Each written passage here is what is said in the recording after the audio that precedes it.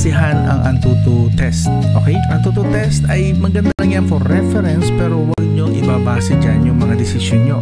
Kasi look at that.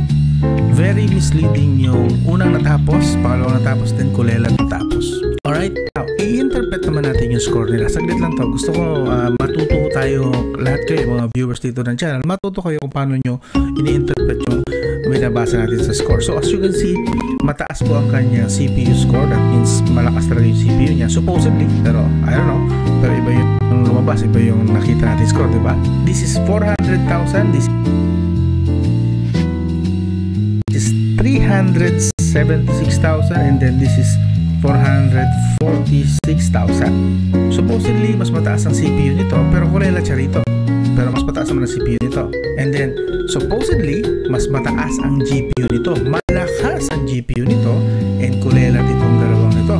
That's, ito, sa 700,000 versus 500,000, ang layo na. 200,000 mahigit ang lamang. And dito naman, 100,000 mahigit ang lamang. Pero, nangulelat pa rin siya. But of course, that's GPU. Ibang usapan pag GPU. Mamaya, titest natin sa 3D Mark kung saan yung GPU naman ang pinaka-focus ng test na yun. Now, sa memory, 300,000. So, kung mabilis ang memory nito at mabilis ang CPU, lakdaw na natin yung GPU ha. Kung mabilis ang CPU at memory, di ba dapat mas mabilis siya na natapos versus 300,000 at 200,000 lang? Questionable, di ba? Kaya dito, understood na mas mabilis talaga to dito.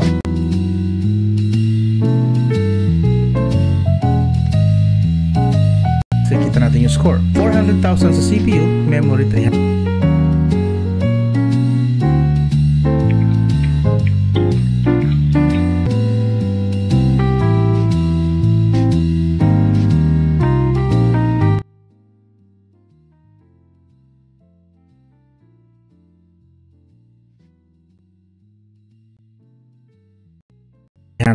Mas mataas talaga to. So, medyo mas making sense na mas mabilis talaga to dito.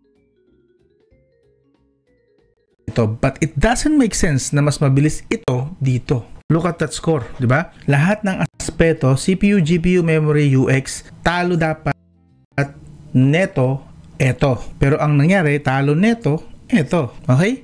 Questionable, di ba? Now, again, gagamit lang tayo ng common sense dito kasi hindi naman tayo makakagamit talaga ng marami pang test na masyadong deep dive. But you get the idea here. Okay? Now, lipat na tayo sa susunod na benchmark test, ang 3D Mark. Okay? Doon, I'm sure mananalo to kasi supposedly, this has Adreno 825. 740 and then 750 lang ito na Adreno. Okay, now, pupunta tayo. Oops!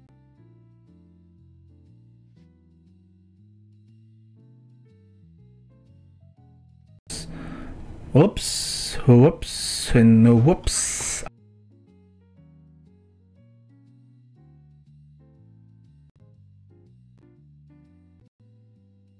Okay. Try the new Squishmallows McFloat, available in grape, cotton candy, and raspberry. KiloCode is a powerful, open-source AI coding assistant that supercharges your development workflow right inside VS Code.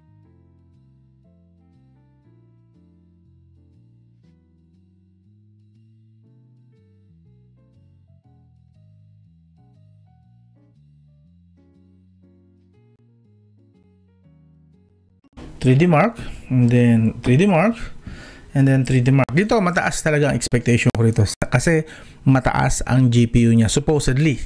Pero ayoko sanang mabigo na makita na matalo ito. Pero, again, andito yung manok ko. I'm hoping na this should be proven na talagang malakas siya kahit sa GPU na lang. But anyway, let's start. Hoop, hoop, hoop. Now, this one, since pa-horizontal naman yung kanyang test, papakita natin ang horizontal. Okay? This one, the 8S Gen 4, 8 Gen 2, and then 8 Gen 3. Una nating in-open, pangalawa and pangatlo. Pero focus tayo sa FPS niya, no? Kung mapapansin nyo, ang FPS dito is 90, naglalaro sa 100,000. While sa 8 Gen 2 ang baba, 70 lang, 60 to 70. You know?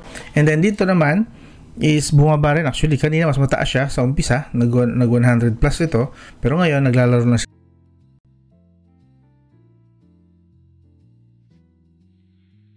sa 80. 60? 60? Okay, pero dito sa taas, 70, ayun, makita 90, and then 100 plus naman dito. Okay, nice, that's nice. Pero nakikita natin na unang matapos to, compare dito. Pero una natin itong pinindot ha. Una siyang natapos sa test na yon. And then, kulelat na naman siyang natapos. Pero, look at the score. Mas mataas na naman sigurado yan. Kulelat na natapos, pero mas mataas. Frame rate 56 to 118. Ang frame rate nito, average 56 FPS to 118 FPS dito sa 8S Gen 4. Sa 8 Gen 2, we just got 45 to 91 FPS. Mas mababa, di hamak, diba? And then, from the 8 Gen 3, we got 54 to 135 FPS. Dito na mas mataas yung max niya. Kasi dito 118 lang, dito 135. So, in a way, mas malakas pa rin to. Pero, pansin nyo, una pa rin natapos ito, pangalawa ito, pangatlo ito. Kulelat pa rin ito. Okay? Wildlife lang pala ito, no? Trilipat natin sa mas madugo na, no? Wildlife Extreme Stress Test. Okay? Ulitin natin. Unahin natin ulit si 8S Gen 4 para may advantage na agad siya. Okay? Currently, ang temperature nga pala is 38. Pansin nyo kanina pa natin tinatest yung temperature, no? Dito rin pala siya nag-overheat. Dito 35 lang. 36 pinamataas. And this one 35. So 38, 36, 35. Okay? Malinaw. Now, yan. Umpisan na natin. Ganun ulit. Una, pangalawa, and pangatlo. Segundo lang difference nila, I'm sure. It doesn't really have to be different pagdating sa result. Pero malalaman natin yan. Again, since naka-landscape yung orientation, papakita ko sa inyo ng landscape. Again, 8S Gen 4, 8 Gen 2, 8 Gen 3. Thank you naman, no? Iba yung smoothness dito. Pero test natin ngayon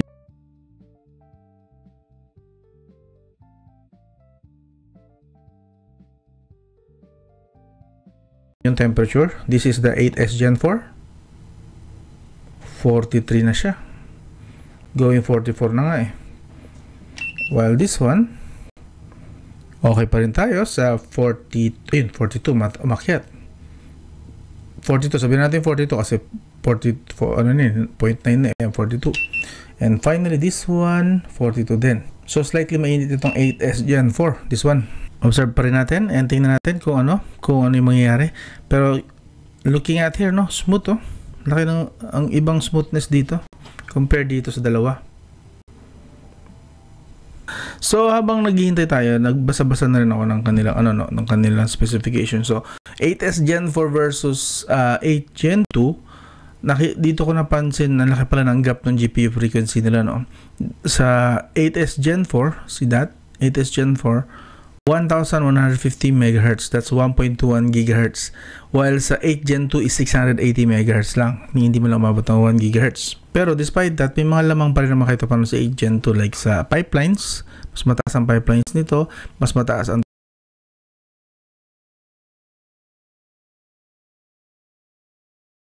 total shaders. At this NDirectX version 12.1 naman ang ginagamit ito. But still, malaki po ang epekto kasi nung clock speed na ganyan. Yung ganyang almost doble ng 680 MHz. That's 1.150 MHz. Now, comparison naman sa 8S Gen 4 versus 8 Gen 3. Tagal pa naman yata yan. Okay, matagal pa yan.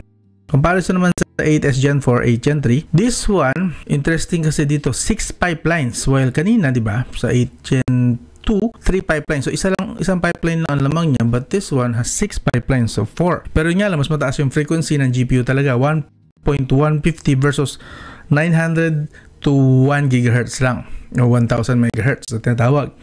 So, mas mataas pa rin yung clock speed. Hence, kaya siguro ganito ang kanyang score. Ang nakikita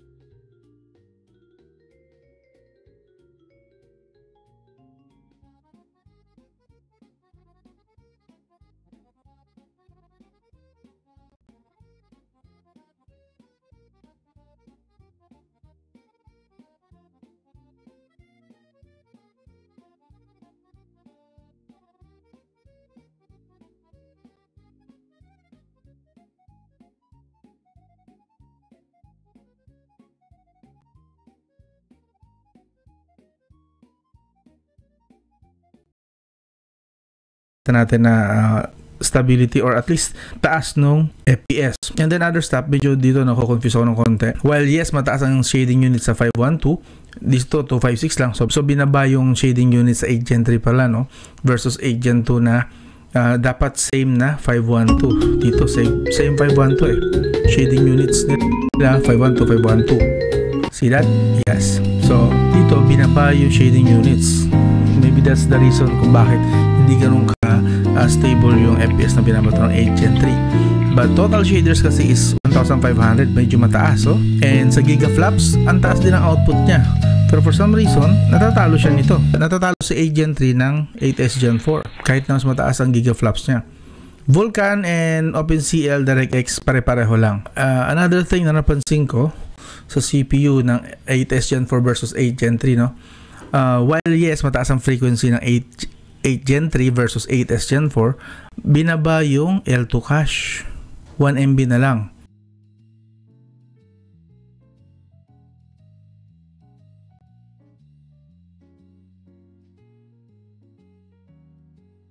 Pero, ang taas naman ng kanyang L3 cache, 12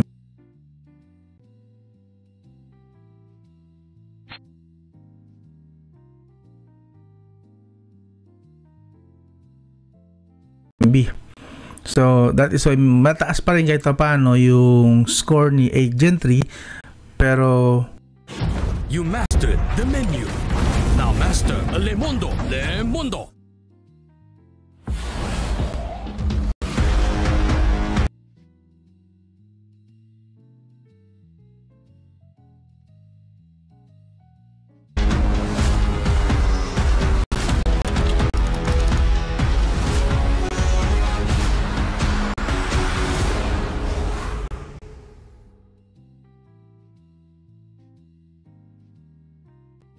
hindi ganun kalaki. Yes. And of course, sa clock speed,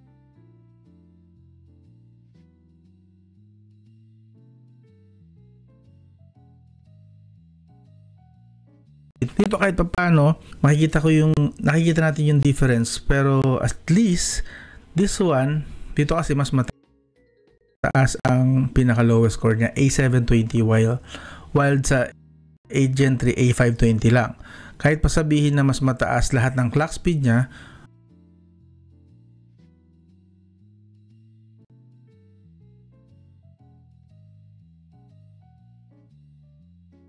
nagkaroon dito ng mas mataas na efficiency sa dito sa pinakababa sa 2.02 GHz A720 ang gamit niya. Mas efficient ito compare sa A520. Pero kung titingnan mo yung clock speed, supposedly mas malakas ito.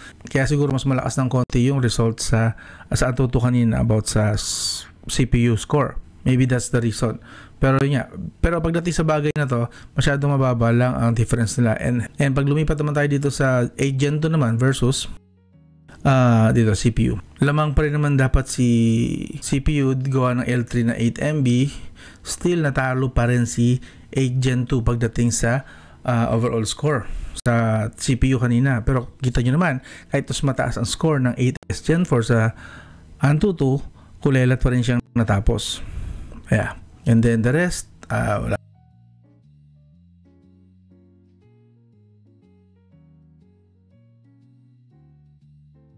Alam siya ng details pagdating dyan. Halos pareho na rin naman. And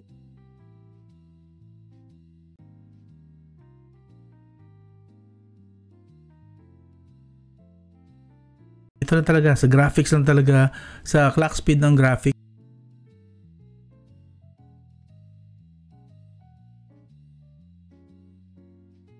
sa GPU, talaga nagkakatalo. Anyway, nasa na tayo? 18 patapos na, 18 out of 20 na test, and last temperature check bago tuloy ang matapos.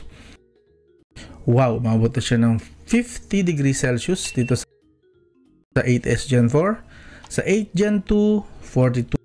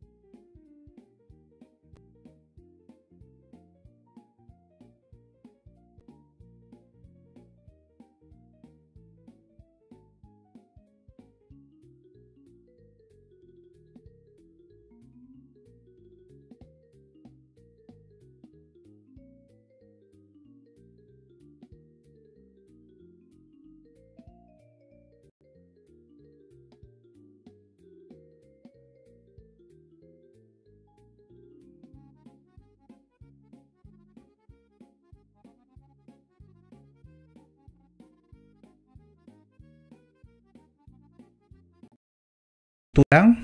43, pinakamataas. Baka may iba pang mas mataas siya. 43 lang. Again, 50. Wow. Uy, may nakita akong 46. Wait. Saan galing yan? Dito yata galing yun. Dito pala yun. Sorry. Yung switch, akala ko yun eh. So, dito 43 lang talaga. 50. And then 43. 42. 43. And this one, 43. Ano ba? Yep, 43. Yan, 43 talaga yung pinakamataas niya. So, 43, 43, and then 50. Yun lang. Medyo hirap na siya at overeating na talaga itong isang ito. Oh well. Matatapos na. And isang test na lang, isang loop na lang. 19 out of 20, 19 out of 20. So, yan. Smooth. Hanggang katapusan, smooth pa rin naman siya. Pinanindigan niyang smooth siya, pero kita naman natin na struggle na siya kasi nag-overheat na. Pero sino unang matatapos sa task na to?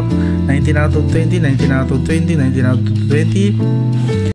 Ang unang matatapos ay natin.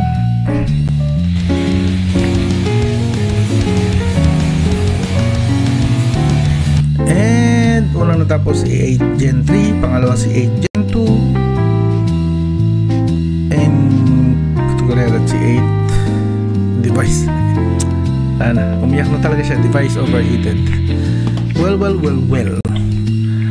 So, tingnan natin nga yung final na temperature. Lumagpas ba ng 50? Yan naman, nasa 49, 50, ganun siya. Same, dito 42, 42. Okay. So, yun lang, nag-overheat na nga talaga siya. Nakabasahin na natin. Balik. Ayun na. Okay. Ayaw niya muna magpa-touch kasi nag-overheat si Poco F7 sa 8S Gen 4. Okay, anyway, dito muna tayo magbase. Hintayin natin matapos siya. So, stability, 52% lang, baba. Pero mataas ang loop score niya sa 4,000. Ayun, nabukas na. And 3,000 lang dito, but stability rin, baba rin actually. So, best loop score, 4,200, 4,100. So, di sila nagkakalayo. Of course, given. And stability, mas mataas dito. Again, GPU usapan to, hindi to usapan ng CPU. Although may ambag din dito malamang si CPU ng konti, pero more on focus tayo sa graphics rendering. So 81%, mas mataas ang stability and mas mataas ang score, but the temperature went 53 yung pinakamataas actually. So katest, medyo mainit nga siya. 53 degrees Celsius yung highest niya. This one, pinakama-highest lang dito is 44 degrees Celsius. Sabaw pala, ulam na. Mommy, to the rescue! Unlocking yung beef na beef money. One real beef taste. Sabaw pala, ulam na. Mapapakain ka. Celsius, and this one 44 degrees Celsius din ang highest. So we got a winner, of course. Obviously dito ang winner, but at what expense? Yun nga, prone sa overheating ang isang ito. Papahingin ko muna ng konti kasi baka hindi ko ito magamit, hindi ko matouch kapag lumipat na agad tayo sa susunod na test, which is actual gaming. Okay? Siguro isang game na lang ilalagay natin siguro isang game na lang gamitin natin. How about sa PUBG Mobile na lang. Pero palabigin ko muna kasi baka hindi ito makasabay kasi nga kanina overheat na siya, hindi ko na siya matouch. So, balikan na tayo mga 5 to 10 minutes. Okay? Balikan ko kaya. Okay, so kahit pa paano napanamig na natin. So again, 8S Gen 4, 8 Gen 2, and 8 Gen 3. And this one, lalaroin natin dito is PUBG Mobile lang. So, yun, medyo mahaba-haba na rin itong video nata. Gusto ko lang makita yung performance sila, kung alin ang mas stable, mas masarap gamitin, so on and so forth. And of course, gagamitin natin yung FPS counter mismo nila built-in with GPU watch, and then this one's a gaming mode niya. And walang running sa background, so okay na yan. Ready, go. Hoop, hoop, and hoop.